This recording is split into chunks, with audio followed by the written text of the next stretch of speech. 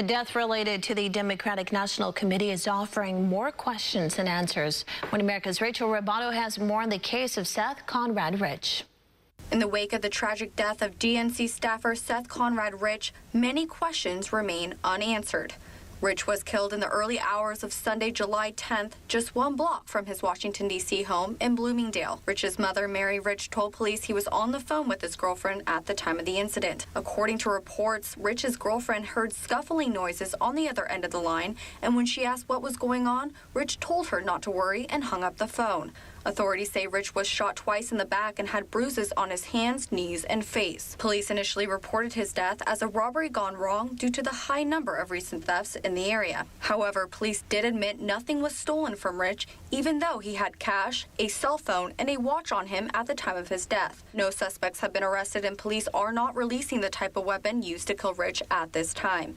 Before his death, Seth Conrad Rich was investigating several cases involving the DNC's electoral fraud and voter suppression, and was set to testify in the case of Hillary Clinton's email investigation. The content of Rich's scheduled testimony remains unclear, but it does raise questions about the recent scandal involving the DNC. WikiLeaks exposed nearly 20,000 emails from top Democratic National Committee officials, revealing attempts by the committee to derail Bernie Sanders' campaign. After reviewing the content of the emails, some officials are accusing the DNC of committing acts of voter suppression. Several emails detail specific agendas on how officials could turn Democratic voters away from Sanders, including spreading false allegations Sanders is an atheist. Whether or not Rich was aware of these emails remains unclear. Rich's murder follows another unusual death of a former UN President, John Ashe. Authorities first reported Ashe's death as a heart attack, but later recanted statements after an autopsy report showed he died due to a crushed windpipe. Ashe died last month, just a few days before he was set to testify with his co-defendant Ed Lapsang,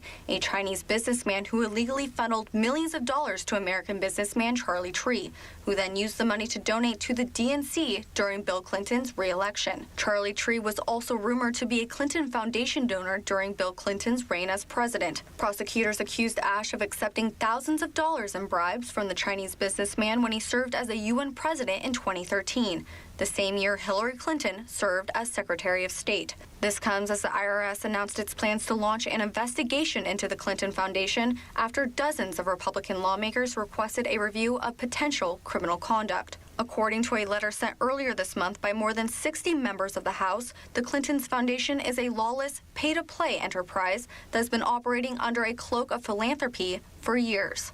Rachel Robato, One America News.